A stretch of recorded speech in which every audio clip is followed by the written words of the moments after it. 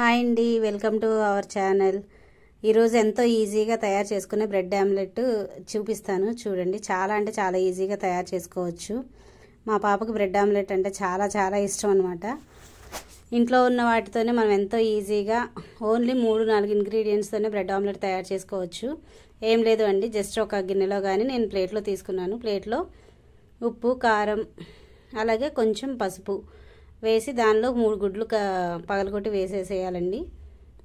తనకి ఇలాగే ఇష్టం. ఇంకా అల్లం వెల్లుల్లి పేస్ట్ అవి వేస్తే తనకు నచ్చదు. జస్ట్ వీటితో మాత్రమే చేయమంటది. ఇలా చేస్తేనే తింటానంటది. అంతేనండి, ఎంతో ఈజీ కదా. జస్ట్ ఉప్పు, కారం, పసుపు, గుడ్లు, బ్రెడ్, అంతేనండి. ఈ 3 గుడ్లు వేసి మంచిగా కలిసిపోయి మొత్తం మంచిగా కలిసే వరకు కలపాలి అండి. అంతే, కలిపేసేసి ఇంకా చూడండి, చాలా ఈజీగా ఉంటుంది, కానీ చాలా టేస్టీగా కూడా ఉంటుంది. ఎందుకంటే కలిపితే ఇలా వస్తుంది. ఇలా మొత్తం కలిసిపోయే వరకు కలిపేసేసి నెక్స్ట్ మనకి బ్రెడ్స్ తీసుకొని, అంతేనండి. తనకి ఎంత ఇష్టం చూడండి, ఆ వెనక నుంచి ఎంత హ్యాపీగా ఫీల్ అవుతుందో చేస్తున్నానని. అంతే, మంచిగా కలిసిపోయిందండి. ఉప్పు, కారం, పసుపు, అలాగే బ్రెడ్. ఇంకేం వేయలేదండి. ఇంకా మనకు కావాలంటే అల్లం వెల్లుల్లి పేస్ట్ అవి వేసుకోవచ్చు, ఏం వేయలేదు. తర్వాత ఇంకా అది అయిపోయిన తర్వాత మొత్తం కలిపేసిన తర్వాత స్టవ్ మీద పెనం పెట్టేసి జస్ట్ బ్రెడ్ని దానిలో డిప్ చేసేసి ఇంకా పెనం మీద వేసి కాల్చేయడమేనండి. అంతే, చాలా ఈజీ. అలాగే చాలా టేస్టీ అయినటువంటి బ్రెడ్ ఆమ్లెట్ తయారైపోయింది.